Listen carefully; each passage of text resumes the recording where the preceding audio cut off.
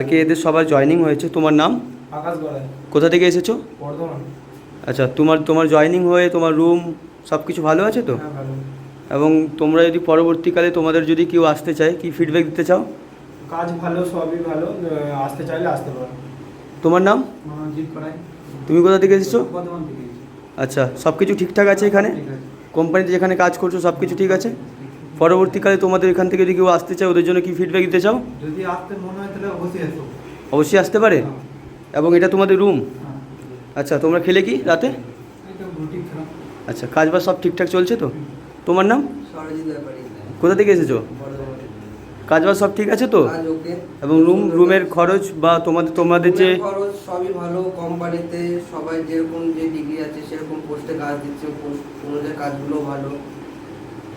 থাকা আচ্ছা। খাওয়া কোনো অসুবিধা নেই, যাওয়া আসা ঠিকঠাকই আছে। এবং তোমরা যে এই রুমের জন্য কোম্পানি থেকে প্রত্যেক মাসে 1,500 টাকা করে পাবে। তো এটা পরের মাস থেকে চালু হয়ে যাচ্ছে। এবং বাস প্রোভাইড করছে, বাসে করে কোম্পানি যাতায়াত করবে। এবং তোমরা যে কোম্পানিতে কাজবাজ করবে ডিউটি টাইমে তোমাদেরকে স্ন্যাক্স ফ্রিতে দেবে।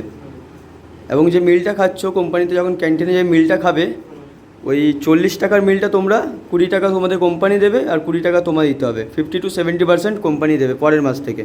এবং তোমাদের যে রুমের ভাড়া ওটা 1,500 টাকা করে দেবে। এবং তোমাদের স্ন্যাক্স ফ্রি আছে, মিলেরও সুবিধা আছে এবং বাসেরও যাতায়াত আছে।